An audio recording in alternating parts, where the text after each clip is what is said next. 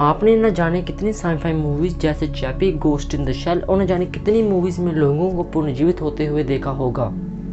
कभी न कभी आपने भी इमॉर्टैलिटी यानी अमरता के बारे में सोचा जरूर होगा। कैप्टन अमेरिका मूवी तो लगभग सभी ने देखी होगी, जिसमें कैप्टन 70 साल ग्लेशियर में फ्रीज होने के बाद भी जीवित होता है। तो क्या असल ज़िंदगी में ऐसा होना मुमकिन है? तो स्वागत है व्यूअर्स आपका अलाइनमेंट डोजेज में। तो ऐसा ही कुछ कर दिखाया रॉबर्ट एटिंगर ने।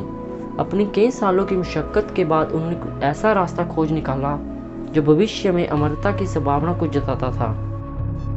रॉबर्ट एटिंगर ने अपनी मृत माँ, 2 बीवियाँ और 150 से अधिक मृतकों के शवों से अपनी खोज की शुरुआत की। इस प्रयोग में सफल होने के बाद उन्होंने इसे क्रोनिक्स का नाम दिया।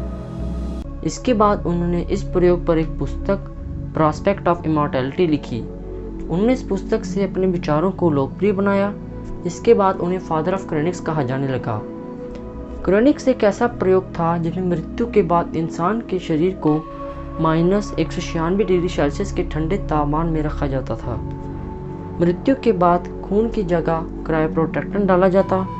ये एक ऐसा केमिकल था जो गहरे ठंडे तापमान में टिश्यू को डैमेज होने से बचाता था। उसके बाद शरीर को गहरे ठंडे चैम्बर में डाला जाता जो लिक्विड नाइट्रोजन से भरा होता था और 196 डिग्री सेल्सियस में स्टोर करके रख दिया जाता ताकि भविष्य में इन्हें फिर से पुनर्जीवित किया जा सके।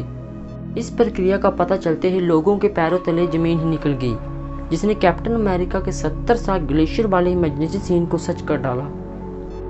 अजीब बात तो तब हुई जब इस प्रक्रिया का पहला प्रयोग वहाँ के ही जाने माने वैज्ञानिक डॉक्टर जेम्स बेडफोर्ड पर आजमाया गया। उन्हें कैंसर था और कुछ ही घंटों में उनकी मृत्यु होने वाली थी। उनके मृत शरीर को क्रायोप्रिजर्व करने के बाद एल्कोर लाइफ एक्सटेंशन फाउंडेशन के नाम से जाने जाने वाली संस्था कुछ ही समय में लोकप्रिय हो गई। इसके बाद इस प्रक्रिया को 250 और लोगों ने अपनाया और जिनकी मृत्यु के बाद उन्हें भी प्रिजर्व कर दिया गया, जिसमें एक 8 साल की बच्ची भी थी जिसे ब्रेन कैंसर था।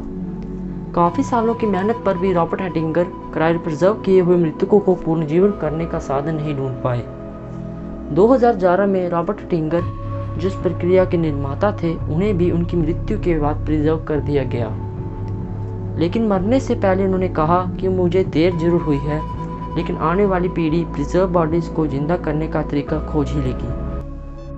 अब तक कुल 1500 लोगों ने इस प्रक्रिया के लिए डॉक्यूमेंट पर साइन कर दिए हैं ताकि मरने के बाद उनके मृतक शरीरों को भी प्रिजर्व किया जाए ताकि वह भी आने वाले भविष्य को देख सकें। ये सारे मृतक शरीर आज भी एल्कोर लाइफ फाउंडेशन जो अमेरिका में स्थित है आज भी वैसे के वैसे ही प्रिजर्व्ड है। 1500 बॉडीज को भविष्य में प्रिजर्व करने के लिए इस संस्था ने अमेरिका में 3 और एक रशिया में प्रिजर्व सेंटर खोले। आप में से ही न जाने कितने लोग इसे करने के बारे में सोच रहे होंगे, लेकिन ये प्रक्रिया करवाने के लिए शायद आम आदमी के हाथ में नहीं है। 2018 के अनुसार इस प्रक्रिया की कीमत लगभग 2 करोड़ है, जिसे करवाना आम आदमी के लिए नामुमकिन है, जो आपको भविष्य में नया जीवन देने का वादा करती है। लेकिन आज तक कोई ऐसी खोज नहीं हुई है जिससे इन्हें पुनर्जीवित किया जा सके, लेकिन भविष्य में न्यूरालिंक जैसे और भी मॉडर्न इन्वेंशन के साथ ऐसा संभव किया जा सकता है। वहाँ पर सालों से काम कर रही लिंडा का कहना है वो अपने पति के साथ इसी लैब में काम किया करती थी, लेकिन उनकी पति फ्रेड के मरने के बाद उनके पति को इसी लैब में प्रिजर्व कर दिया गया। लिंडा का कहना है कि इस 10 फुट लंबे चैम्बर में लगभग 9 बॉडीज को प्रिजर्व किया गया है। लिंडा का यह भी कहना है कि अब लोग कब्रिस्तान से ज़्यादा चैम्बर में रहना पसंद करते हैं। वे कहती हैं कि मुझे आशा है कि मेरे मरने के बाद जब पुनर्जीवन होगा तो मेरे पास एक नैनोबॉट्स का शरीर होगा जिससे वह कभी भी बूढ़ी नहीं होंगी और जितना सुंदर बनना चाहे बन सकेंगी। लेकिन 2018 में एक नेक्टम नामक कंपनी ने दावा किया कि दिमाग को प्रिजर्व करने में ज़्यादा फायदा है, जिससे मेहनत और पैसों दोनों की बचत होगी। लेकिन 2018 में यह प्रक्रिया घातक मानी गई क्योंकि इस प्रक्रिया को मृत्यु से पहले ही जानी जीते जी करवाना पड़ता था, जिससे दिमाग के न्यूरॉन्स एक्टिव के एक्टिव ही रहे। पर कोर्ट ने इसे मृत्यु के चलते इसे घातक बताते हुए इसी पर प्रतिबंध लगा दिया। आज के समय में न जाने कितनी कंपनियां इन प्रिजर्व्ड बॉडीज को पुनर्जीवित करने में लगी हैं। इलॉन मस्क की कंपनी द्वारा बनाए गए न्यू इन्वेंशन न्यूरालिंक के बारे में हम किसी और दिन बात करेंगे। तो ऐसे ही और इंटरेस्टिंग बातें जानने के लिए मेरी वीडियो को लाइक करें, सब्सक्राइब करें और बेल आइकन को प्रेस करना ना भूलें।